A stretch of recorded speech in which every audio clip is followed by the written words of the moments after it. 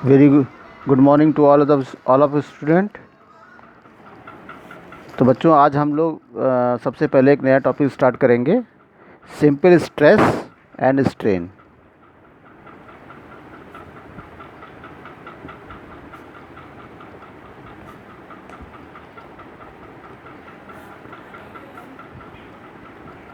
तो स्टूडेंट्स, सबसे पहले हम ये देखेंगे कि व्हाट इज़ स्ट्रेस। स्ट्रेस होता क्या है। Suppose we have consider one body and we are applying tensile load, then the load will be denoted by P। तो स्टूडेंट्स, हम ये देखते हैं कि जब भी हम किसी बॉडी पे कोई टेंसाइल लोड या कोई कंप्रेसिव लोड, यहाँ हम टेंसाइल लोड ले रहे हैं, जब भी हम कोई टेंसाइल लोड अप्लाई करते हैं तो बॉडी के अंदर एक डिफॉर्मेशन होता है।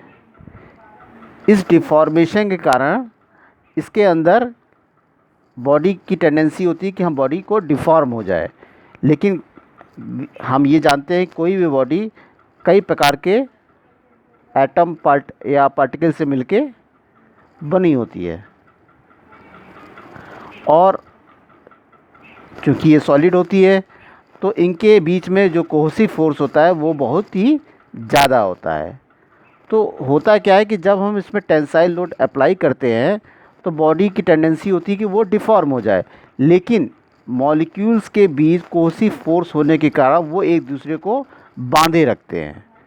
और जब हम ये लोड अप्लाई करते हैं तो ये कोहेसिव फोर्स की टेंडेंसी होती है कि उसके अपोजिट डायरेक्शन में एक खिंचाव पैदा करे, and that force is called resisting force.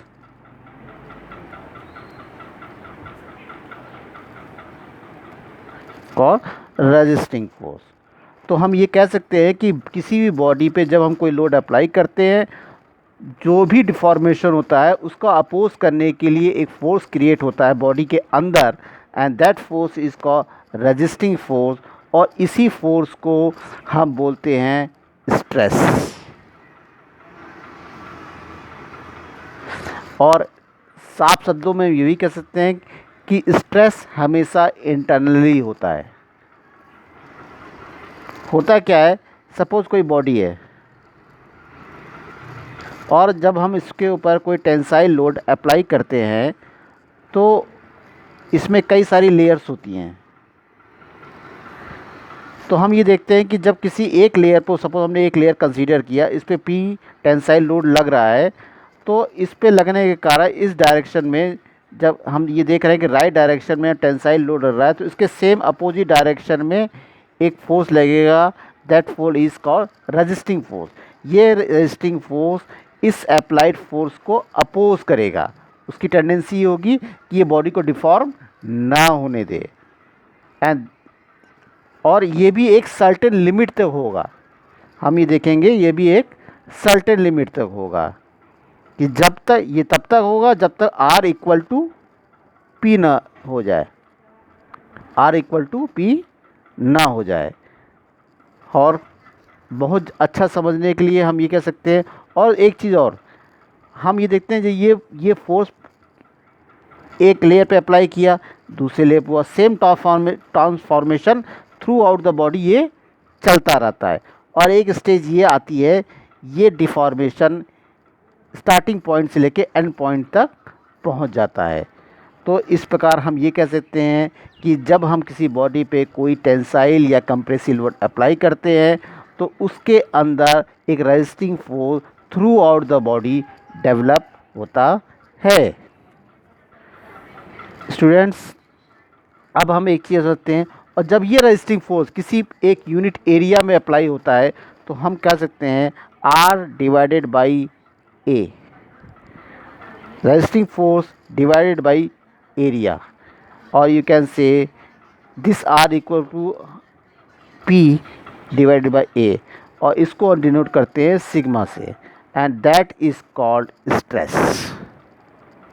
तो हम ये कह सकते हैं stress is the ratio of resisting force per unit area.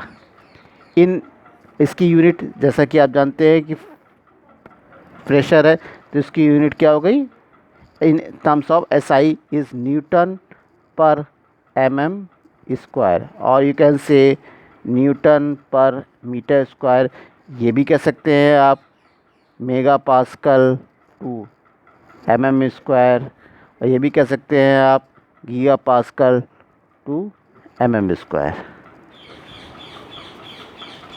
ये हो गया स्ट्रेस।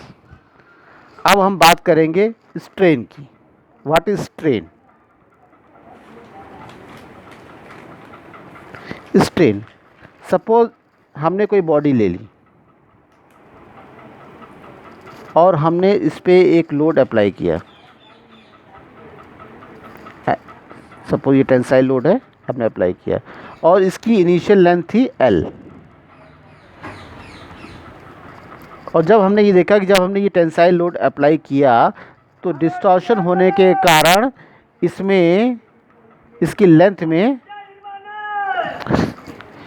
में चेंज आया, that is called delta L।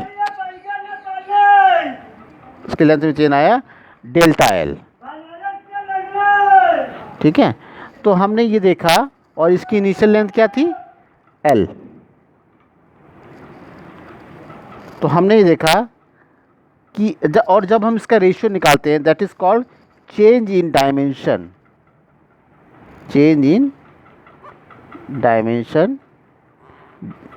Divided by original dimension.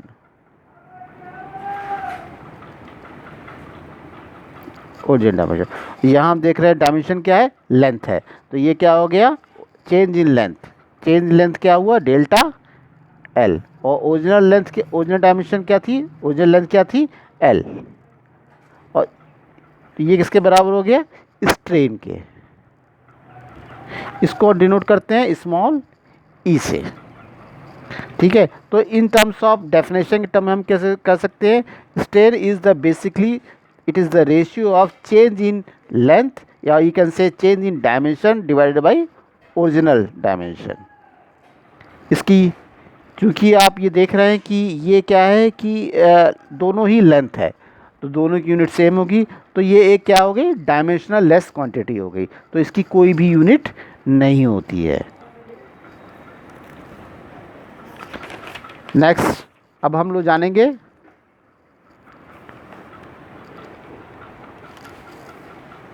कि टाइप्स ऑफ स्ट्रेस कितने होते हैं। टाइप्स ऑफ स्ट्रेस आपको मैंने अभी बताया, टेंसाइल स्ट्रेस हो गया, कंप्रेसिव स्ट्रेस हो गया, शियर स्ट्रेस हो गया। अब टेंसाइल स्ट्रेस क्या होता है, टेंसाइल स्ट्रेस बेसिकली क्या होता है जब किसी बॉडी को आप एक साइड से दूसरे साइड को पुल करते हैं, तो वो ये हो गया, उससे जो भी स्ट्रेस डेवलप होगा that stress is called tensile stress. Similarly compressive stress, suppose कोई बॉडी है, आप ये देखिए कोई बॉडी है, आप टेंसाइल की जगह अब हम इस पर कौन सा लोड अप्लाई कर रहे हैं कंप्रेसिव। इस कंप्रेसिव लोड के कारण जो भी रेजिस्टिंग फोर्स इसके अंदर डेवलप होगा वो रेजिस्टिंग फोर्स कैसा होगा कंप्रेसिव होगा, तो दैट और उसके कारण जो स्ट्रेस पर यूनिट पे डेवलप होगा वो कैसा स्ट्रेस होगा कंप्रेसिव स्ट्रेस होगा। सिमिलरली शियर स्ट्रेस बेसिकली क्या होता है, ये which is are acting tangentially across the resisting section, as a result of which the body tends to shear off across the section is known as shear stress। अच्छा, ये सब भी एक particular क्या होता है कि एक इलास्टिक लिमिट तक ही होता है। मैंने आपको बॉडी में बताया ये कब तक एग्जिस्ट करेगा जब R इक्वल टू P होगा, लेकिन एक टेंडेंसी आएगी जब P की वैल्यू यानी कि जो भी लोड आप अप्लाई कर रहे हैं वो क्या होगा P से ज़्यादा हो जाएगा। इस टर्म में क्या होगा कोसी फोर्स बॉडी को मॉलिक्यूल्स को पैक नहीं रख पाएंगे और बॉडी का डिफॉर्मेशन स्टार्ट हो जाएगा और बॉडी क्या हो जाएगा, आप देखते हैं ज़्यादा लोड अप्लाई करने में बॉडी फैल जाती है। इसलिए फैल जाती है कि जो उनके बॉडी के अंदर जो मॉलिक्यूल्स होते हैं वो एक दूसरे को पकड़े नहीं पाते हैं और उनके फोर्स की जो बॉन्डिंग होती है वो वीक पड़ जाती है in comparison to load whatever you applied the load. तो एट दैट टाइम मोमेंट तो ये क्या करते हैं, the applied load is just crossing the beyond the elastic limit at that position the deformation will be occurs. Now इन सब के term में हमने एक चीज़ और देखी है कि एक हुक्स लॉ है. अब हम हुक्स लॉ के बारे में स्टडी करेंगे. हुक्स लॉ,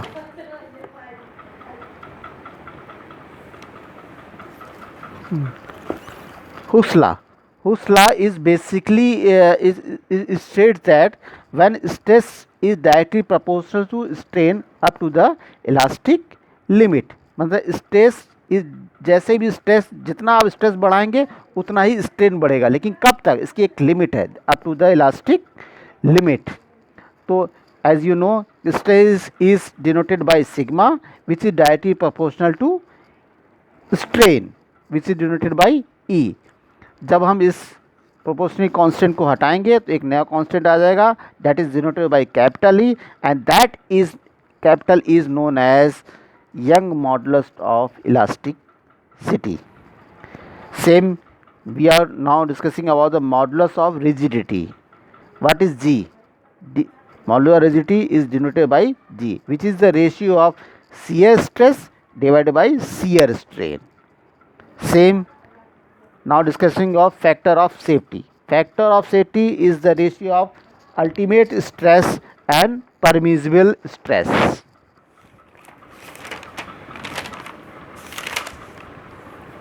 तो स्टूडेंट्स आज के लिए हम इतनी ही बात करेंगे और नेक्स्ट टर्म पे हम फर्दर देखेंगे इसके एप्लीकेशन, ये कहाँ कहाँ इसके ये अप्लाई होता है. Okay student, we will meet tomorrow.